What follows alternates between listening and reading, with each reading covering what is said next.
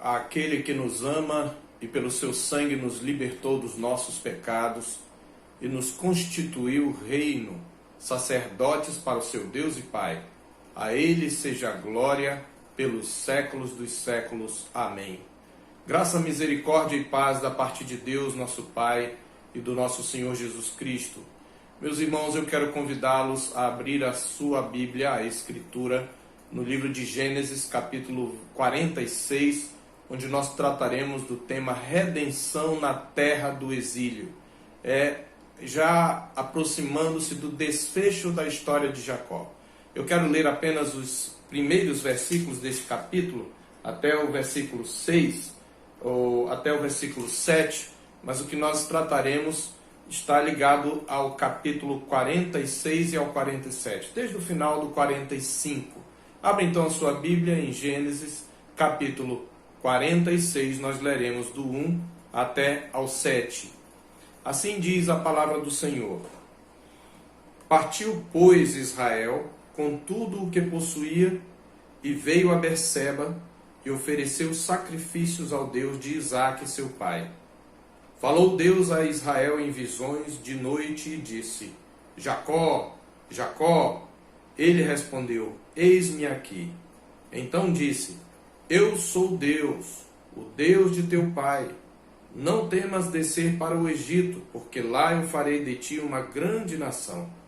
Eu descerei contigo para o Egito e te farei tornar a subir certamente. A mão de José fechará os teus olhos.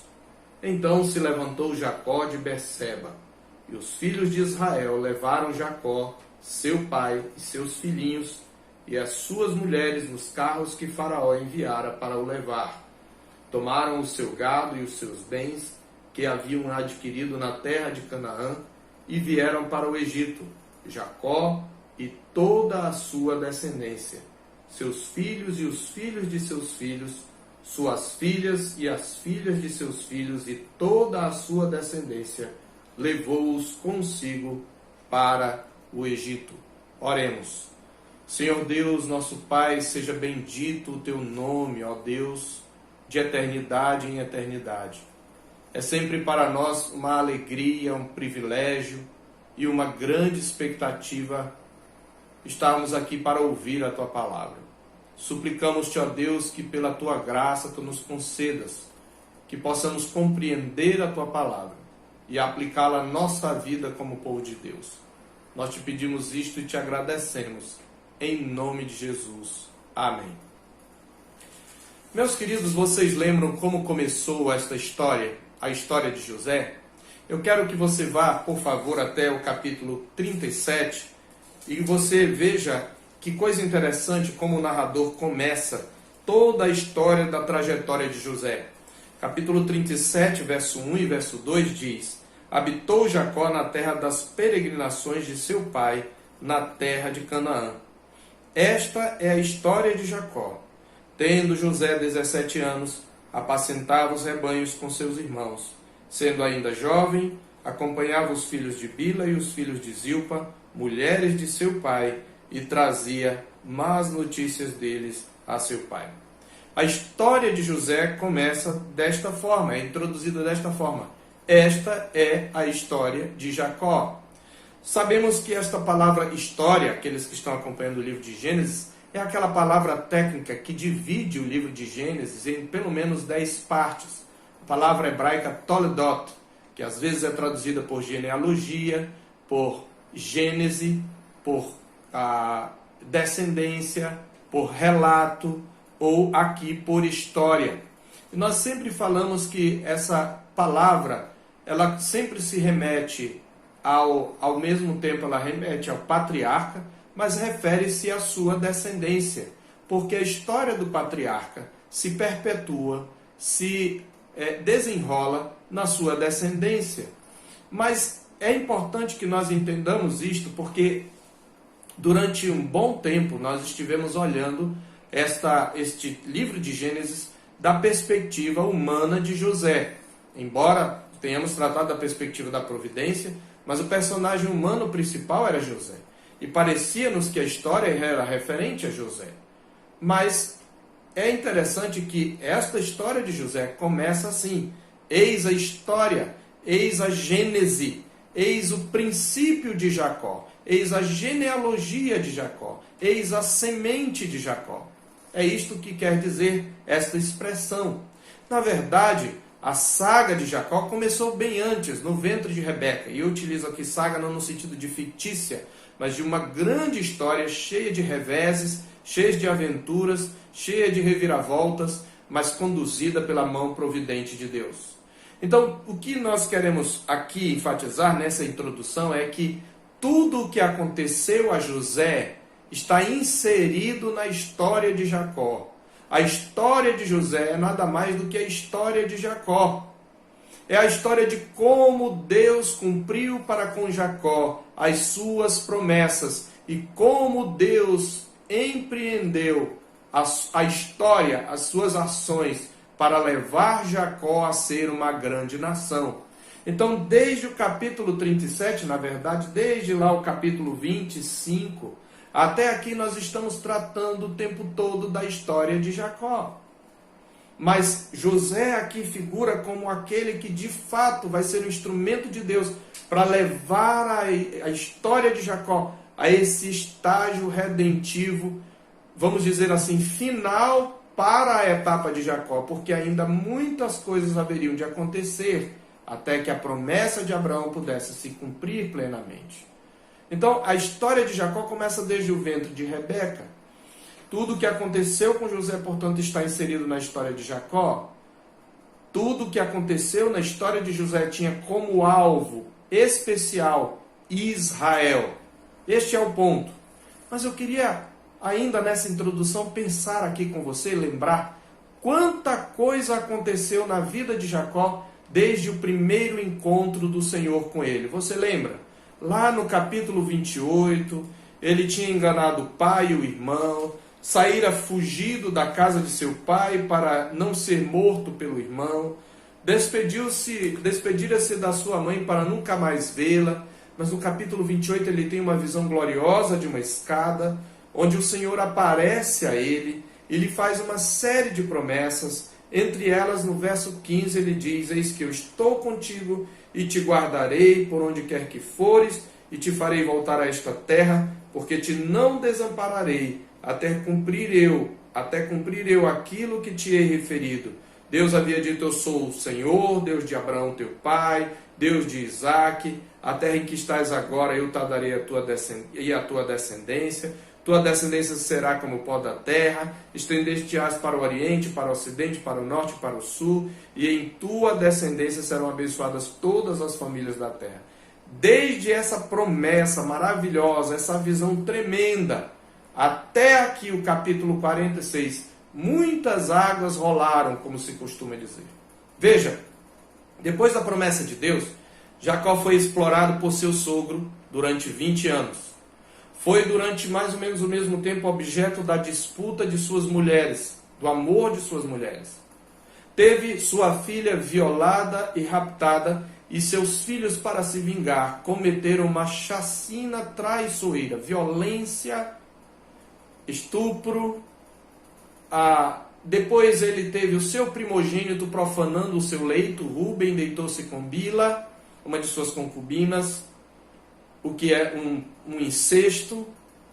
Os seus filhos o traíram, vendendo o seu filho predileto, que ele tinha até aqui como morto, e o venderam e o enganaram com um cabrito, com o sangue de um cabrito.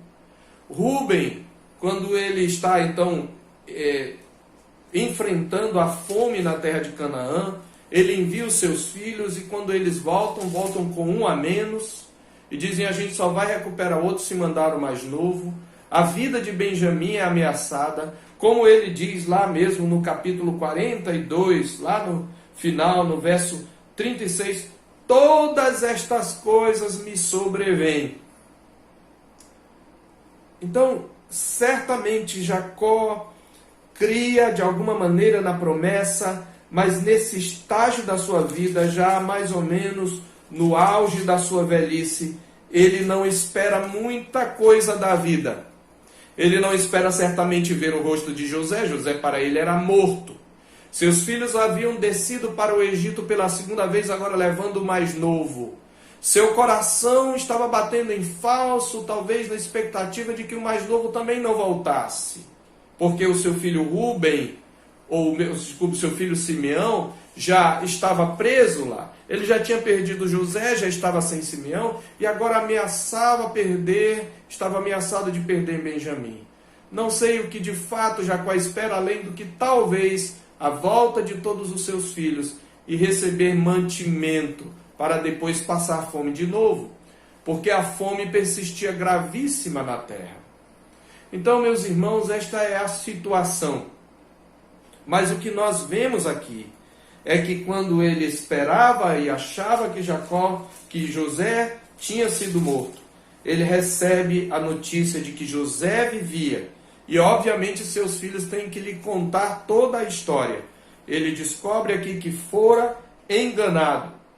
Então, aqui o que nós vamos ver é Jacó chegando na terra do Egito, se estabelecendo na terra do Egito, onde ele se tornará uma grande nação. É com isto em mente que eu quero convidá-lo a refletir sobre esse tema, redenção na terra do exílio. É isso que nós vamos ver.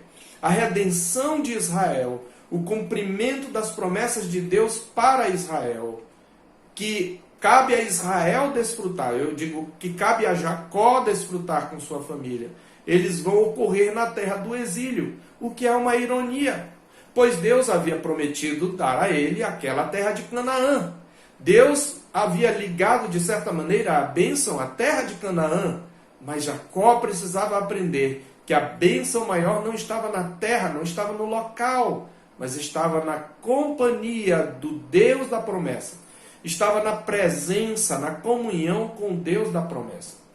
Então, assim, nós vamos ver aqui no capítulo 45, eu quero dividir em quatro pontos aqui, em 4 passos, ou em 4 grandes cenas, essa narrativa, começando do capítulo 45.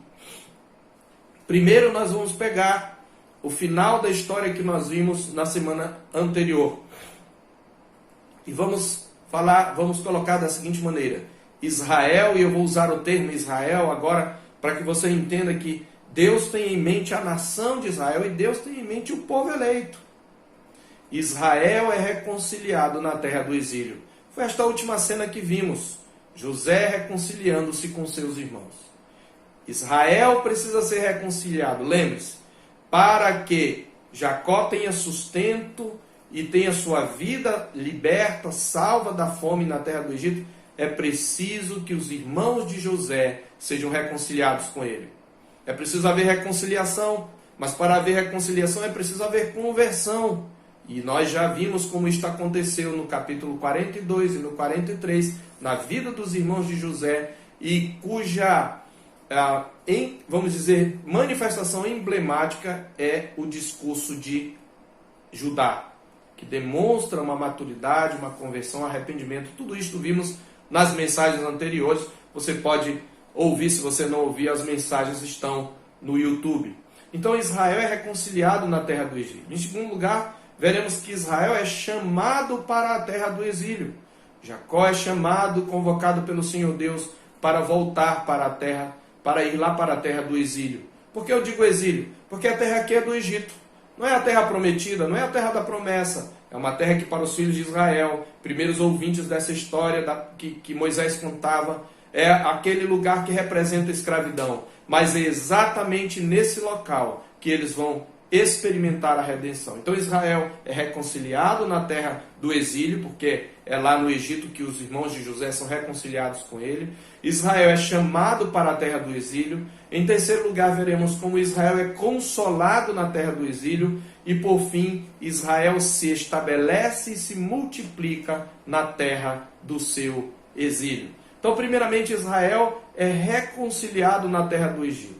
Você viu aí no capítulo 45 que depois daquele discurso sincero, piedoso, quebrantado e fervoroso de Judá, José não se contém diante dos seus irmãos. Ele manda que todos os egípcios saiam da sua presença e ele se dá a conhecer pelos seus irmãos. E aqui nós temos a seguinte cena, que eu posso resumir da seguinte maneira. José, o ofendido, o traído, dirige uma palavra de reconciliação aos seus irmãos, os ofensores e os traidores. E qual é a palavra de consolo de José? Você lembra que quando ele disse, eu sou José, vosso irmão, vive ainda meu pai? Diz o verso 3 do capítulo 45, que seus irmãos não lhe puderam responder, porque ficaram atemorizados perante ele. Eles ficaram sem fala, eles ficaram em silêncio, eles ficaram calados, afônicos, o som não lhe saía da garganta. Mas o discurso de José é um discurso de conciliação. E o grande princípio que norteia o discurso de José é: Deus foi quem me enviou adiante de vocês. Deus me enviou adiante de vocês para conservar a vida. Ou seja, José está falando inclusive de um modo geral, as nações foram sustentadas através de José. Deus me enviou adiante de vocês para conservar a vossa sucessão na terra, para conservar a santa semente, para garantir que a santa semente tivesse continuidade, a fim de cumprir o plano redentor. E terceiro, Deus me enviou adiante de vós para vos preservar a vida por um grande livramento. Deus me enviou adiante de vocês para a conservação da vida, Deus me enviou adiante de vocês para a preservação da santa semente e, consequentemente, para manifestar um grande livramento, uma grande salvação. É isto que ele está dizendo. Então, diante dessa palavra conciliadora, observe que vai haver uma mudança de foco já no discurso de José. Você lembra que a palavra que mais ocorreu aí, uma das palavras que mais ocorreram, foi a palavra irmão, né? Nós contamos várias vezes a palavra irmão, mas a partir do verso 9, a palavra irmão vai estar agora lado a lado com a palavra pai, que vai ganhar ênfase. No verso 9 do capítulo 45 ele diz: apressai-vos e subi a meu pai, e diz-lhe, assim manda dizer teu filho José, Deus me pôs por senhor em toda a terra do Egito. Desce a mim, não te demores. A partir daí, pelas contas que eu fiz aqui, no capítulo 45 até o capítulo 47, todo o capítulo 47, a palavra pai vai aparecer 20 vezes. Essa mudança aponta para uma mudança de ênfase. Agora o narrador está retomando a saga de Jacó. Ele está mostrando que tudo aquilo que aconteceu com José, e até mesmo com Judá no capítulo 38, do qual nós já tratamos também, tem uma mensagem lá no YouTube, tudo aquilo dizia respeito a Jacó, dizia respeito a Israel. Deus havia enviado José para preservar a semente santa e para fazer cumprir a sua promessa a Abraão de fazer dele uma grande nação. Então, diante dessa palavra de José, é que os seus irmãos então rompem o silêncio. Observe que aí no final do capítulo 45, no verso 13, ou no verso 14, ele diz que lançando-se ao pescoço de Benjamim, seu irmão chorou, e abraçado com ele chorou também Benjamim, e José beijou a todos os seus irmãos e chorou sobre eles. Depois disso, seus irmãos falaram com ele. Então Israel é reconciliado na terra do exílio. Agora Israel pode ser sustentado na terra do exílio. Então o que acontece? Os irmãos de José, primeiro José faz anunciar a Faraó, ou melhor, falam para Faraó que os irmãos de José vieram até ele. Faraó, obviamente movido no seu coração pela ação providente do Senhor, disse: olha, manda chamar teus pais, teus irmãos, os filhos, todos os teus parentes. Eu vou mandar carros, eu vou mandar mantimentos, vou mandar carros para o seu pai, para as mulheres, para os filhinhos, as crianças, e tudo que precisar, e que eles habitem no melhor da terra. Só que eles chegam para Jacó e eles contam a Jacó, não é? No verso 25 do capítulo 45, eles contam a Jacó, vieram à terra de Canaã, e lhes disseram: José ainda vive, e é governador de toda a terra do Egito. E certamente eles têm que contar a história. José, vocês disseram que ele estava morto, Eles têm que contar a história. Não, pai, não foi bem assim. Agora nós vamos contar a história. Mas o coração de Jacó ficou como sem palpitar, sem bater, porque não lhes deu crédito. Mas depois que eles contaram tudo que José falou, Jacó viu então os carros, todas as provas ali, e então ele diz que reviveu-se-lhe no verso 27 o espírito. Até esse momento, Jacó vivia como morto, deprimido, triste, apenas sobrevivendo. Agora reviveu-lhe o espírito, porque ele sabe que aquele que estava morto reviveu.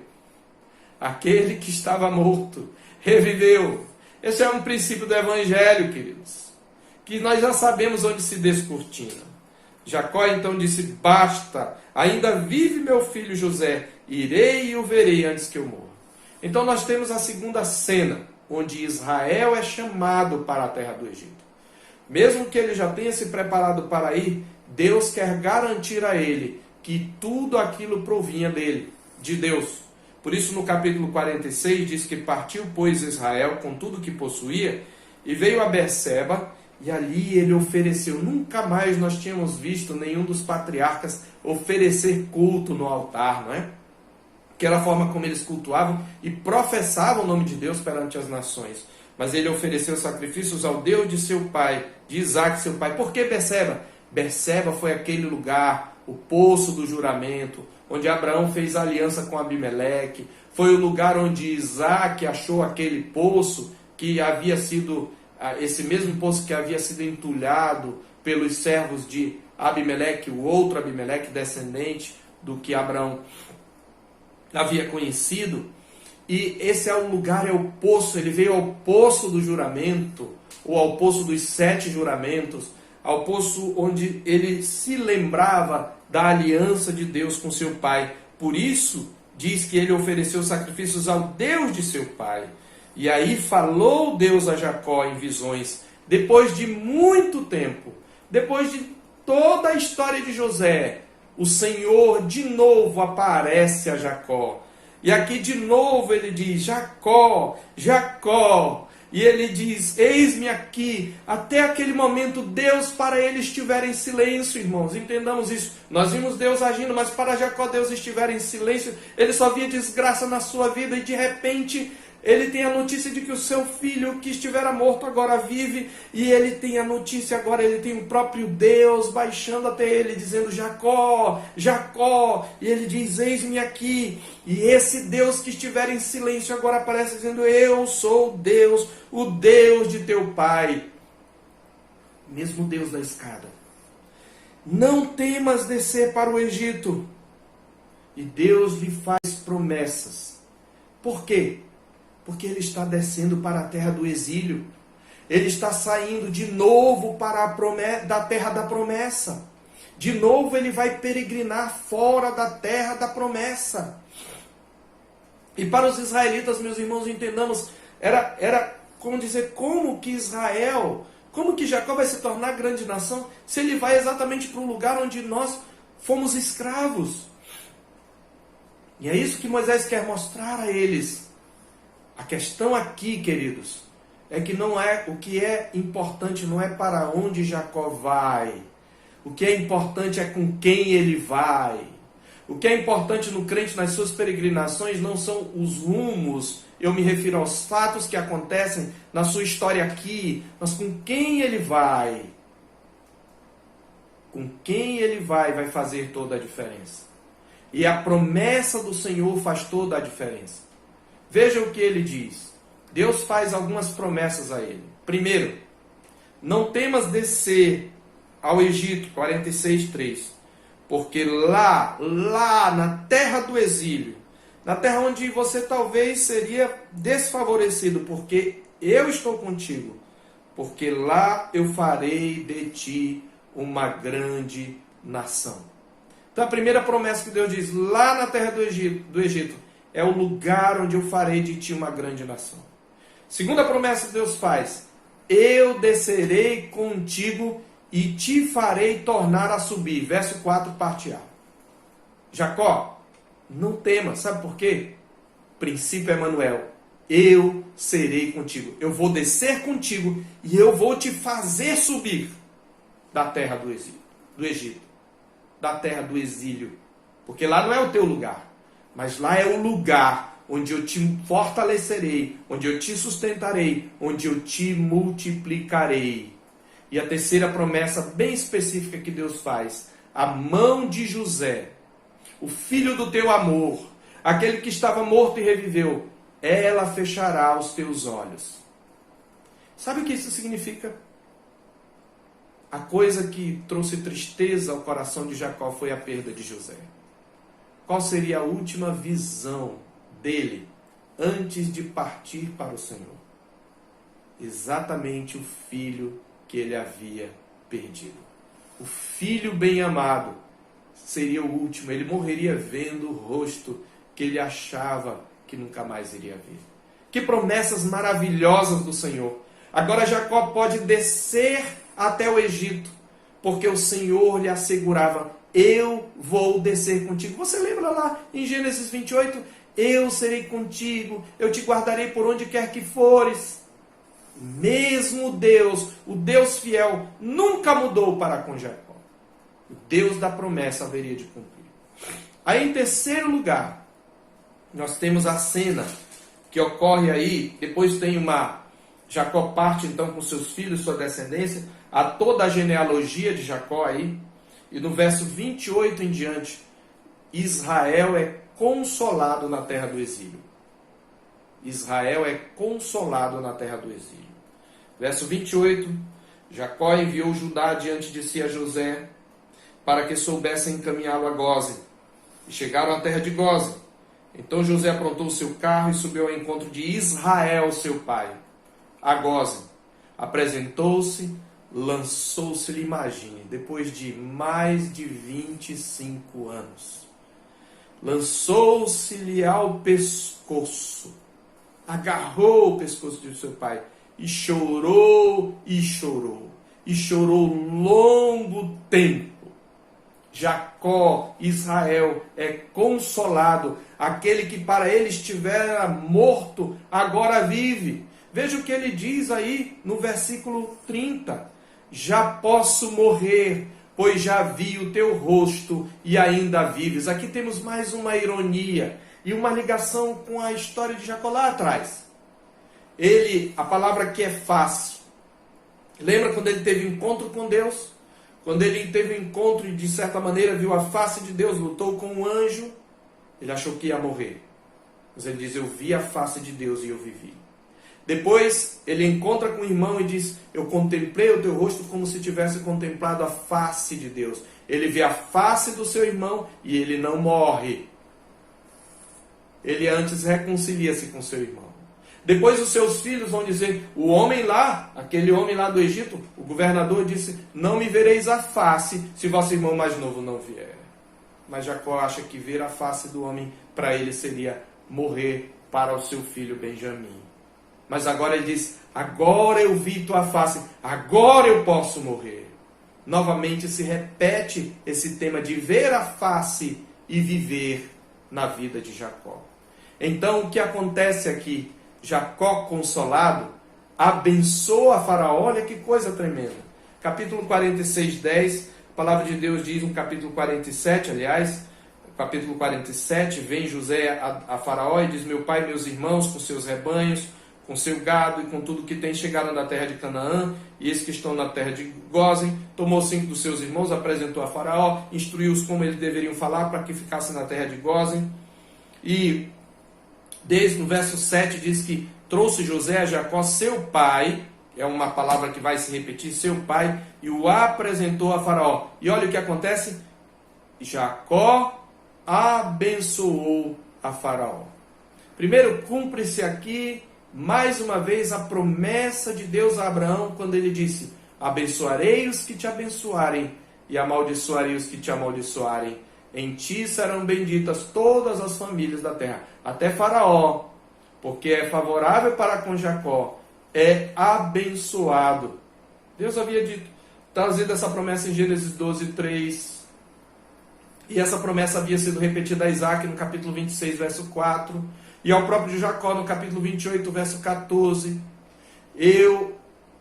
tu serás bênção para as nações. José já tinha sido bênção para as nações, ainda vai voltar a ser de novo, vai ser enfatizado isso, mas agora Jacó pessoalmente está abençoando a Israel, a Faraó. Jacó está abençoando a Faraó. Então o que acontece aqui? Em Hebreus capítulo 7, verso 7, nos traz um princípio interessante aqui com relação à bênção de Jacó.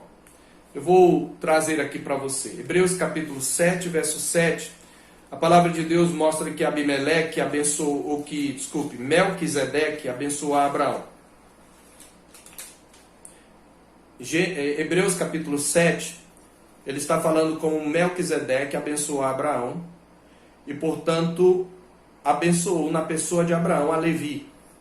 O autor está aqui argumentando que Melquisedeque é superior a Levi e Cristo é da mesma ordem sacerdotal de Melquisedeque. E um princípio interessante é que no verso 7, evidentemente é fora de qualquer dúvida que o inferior é abençoado pelo superior. E logo em seguida ele fala que, por assim dizer, no verso 9, Levi, que recebe dízimos, pagou-os na pessoa de Abraão, a Melquisedeque. O inferior é abençoado pelo superior. Sabe o que significa quando Jacó abençoa? Jacó é superior, porque Jacó é da semente santa. Jacó é da linhagem messiânica, e podemos dizer que é como que em Jacó Cristo abençoou naquele momento a Faraó, pelo menos com a bênção temporal. É isso que nós estamos vendo, a semente santa abençoando as nações, ou uma nação pagã. E então Jacó é consolado. Mas não só Jacó abençoa a Faraó, mas por meio de José ele abençoa todas as nações. O capítulo 47, desde o verso 14, vai contar como José negocia com os povos da terra e com o próprio povo do Egito, que não tinha mais o que comer.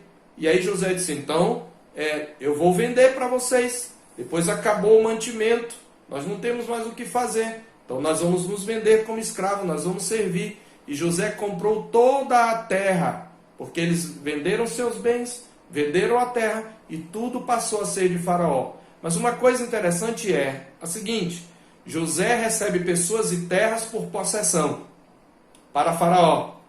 José recebe as riquezas das nações e José sustenta a terra na fome. No versículo 23 ao 26 está escrito: então disse José ao povo: eis que hoje vos comprei a vós outros e a vossa terra para Faraó. Aí tendes sementes, semeai a terra. Das colheitas dareis o quinto a Faraó, e as 4 partes serão vossas. Eles iam pagar impostos, é isso. Eles teriam ainda o mantimento, mas agora eles iriam pagar impostos, porque a terra agora era de Faraó. Mas como é que eles respondem isso? A vida nos tens dado, eles dizem no verso 25, 47, 25. A vida nos tens dado. Então José recebe pessoas, terras e possessões, as riquezas das nações. José sustenta a terra na sua fome e José dá vida. Isso aqui, queridos, é uma cena emblemática que novamente aponta para o Evangelho. A semente santa recebe as riquezas das nações e dá vida às nações. Como isto vai se cumprir em Cristo? As coisas preciosas das nações são dadas como heranças a Cristo. O povo de Deus é uma herança de Deus ao seu Filho. Nós somos a sua herança, a Bíblia diz isso. E em quarto e último lugar, Israel agora estabelecido se multiplica na terra do seu exílio. Isso está escrito desde o 47, desde o verso 11, né? Desde o verso 11, na verdade, nós vemos isto. Primeiro, Israel, pela providência de Deus, habita no melhor da terra. Capítulo 47, verso 11. E tendo Jacó abençoado a Faraó, diz o verso 10, saiu de sua presença. Então José estabeleceu a seu pai e a seus irmãos e lhes deu possessão na terra do Egito, no melhor da terra, na terra de Ramsés, como o Faraó ordenara. e sustentou de pão, e José sustentou de pão a seu pai, a seus irmãos e a toda a casa de seu pai, segundo o número de seus filhos. Ele habita no melhor da terra, está escrito no verso 11, no melhor da terra. Segundo, ele é sustentado de pão, enquanto reina fome na terra. Porque o verso 12 está em contraste com o verso 13. Ele diz que José sustentou de pão a seu pai, mas no verso 13 diz que não havia pão em toda a terra, porque a fome era muito severa, de maneira que desfalecia o povo do Egito e o povo de Canaã por causa da fome. O próprio povo de Canaã desfalecia, mas para Israel havia pão, havia sustento. E claro, as outras nações também tiveram sustento. Elas tiveram que comprar o sustento de José e, consequentemente, de Faraó. Então, Jacó habita no melhor da terra. Jacó, ou Israel, é sustentado de pão enquanto reina a fome na terra. E então termina como que a última cena desse episódio, desse bloco. Jacó multiplica-se, tornando-se uma grande nação. Olha o verso 27 e o verso 28. Assim habitou Israel na terra do Egito, na terra de Gósen. Nela tomaram possessão e foram fecundos e muitos se multiplicaram. Aleluia! O povo de Deus multiplica-se na terra do seu exílio. É na terra do seu exílio que Deus o abençoa. É na terra do seu exílio que Deus faz dele bênção às nações. É na terra do seu exílio que Deus multiplica o seu povo, até que enche a sua plenitude. É isso que acontece aqui. Diz que Jacó viveu na terra do Egito 17 anos ainda. De sorte que os dias de Jacó, os anos da sua vida, foram 147 anos. Ele havia dito para Faraó, que ele teve uma breve conversa, uma entrevista com Faraó, e no verso 8 do capítulo 47, Faraó perguntou: quantos são os dias dos anos da tua vida? Ele disse: os dias dos anos das minhas peregrinações são 130 anos. Poucos e maus foram os dias dos anos da minha vida, e não chegaram aos dias dos anos da vida de meus pais, nos dias das suas peregrinações. Mas ele ainda vive 17 anos, vendo o rosto de José, desfrutando do melhor da terra, e os seus filhos, seus netos se multiplicam. E aqui há um avanço, obviamente, do narrador no tempo aqui, no tempo da narrativa, no verso 27. Foram fecundos e muito se multiplicaram. Queridos, eu quero concluir. Que história maravilhosa, que história tremenda esta. Tudo o que havia ocorrido fazia parte da providência de Deus para levar Jacó a desfrutar do cumprimento da promessa. E ele desfrutou aquilo que lhe cabia.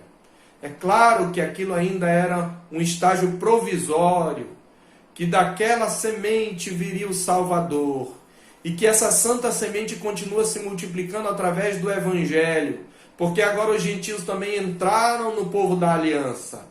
E até que o tempo dos gentios se completem, o Senhor continuará multiplicando o seu povo na terra do exílio, que é este mundo.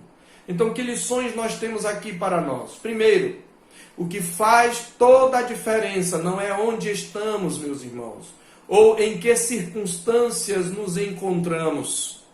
Sabemos que estamos na terra do nosso exílio, onde podemos ter dias de trevas, e os teremos. O que faz toda a diferença é com quem caminhamos. E o Senhor de Jacó é o mesmo que diz para nós: eu estou contigo, eu estou aí contigo, eu desci contigo. Ele já desceu, já se encarnou, já morreu, já sofreu o nosso sofrimento, já ressuscitou por nós. E está no céu reinando, e enviou o seu Espírito, e por meio do seu Espírito ele habita conosco e caminha conosco na terra das nossas peregrinações, na terra do nosso exílio. E se o Senhor está conosco, meus queridos, não precisamos temer, porque o Senhor está conosco. A nossa redenção como povo da aliança se concretizará na terra do nosso exílio. Essa é uma promessa para os que são de Cristo Jesus. para os que creem no filho de Jacó, no filho de Davi, naquele em que as promessas feitas a Abraão, Isaque e Jacó se cumprem, para os que estão em Cristo, porque o Senhor está conosco, nossa redenção se concretizará na terra do nosso exílio. Este mundo é o nosso exílio. Nós aguardamos novos céus e nova terra. E o que Cristo, o Senhor, fez, o que Ele falou quando Ele se despediu dos seus discípulos? Ele ordenou que os seus discípulos fossem a todas as nações fazendo discípulos, para que o povo da aliança continuasse se multiplicando. E qual foi a sua promessa?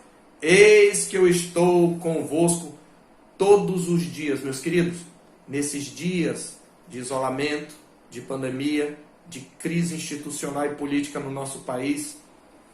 Ele está conosco todos os dias, até a consumação dos séculos. Porque o Senhor está conosco, nossa redenção se concretizará na terra do nosso exílio. Em segundo lugar, porque o Senhor está conosco, podemos ser bênção a outros na terra do nosso exílio. Veja como Jacó foi bênção no meio de todas as crises. Que família improvável esta! Como essa família pode ser bênção? Porque a graça do Senhor transformou, moldou esta família. A graça persistente fez deles bênçãos. E nós estamos aqui para ser bênçãos a todas as nações, enquanto estamos na terra do nosso exílio. E em terceiro e último lugar, porque o Senhor está conosco, nós, povo de Deus, nos multiplicaremos na terra do nosso exílio. Não se engane, muitos irmãos ficam alvoroçados porque o paganismo está adentrando a nossa sociedade, os valores cristãos estão sendo derribados, estão ruindo. É claro que devemos ficar tristes, é claro que devemos orar, é claro que devemos reagir, mas devemos ter em mente o seguinte: Deus completará o seu plano redentor. Todos os eleitos entrarão.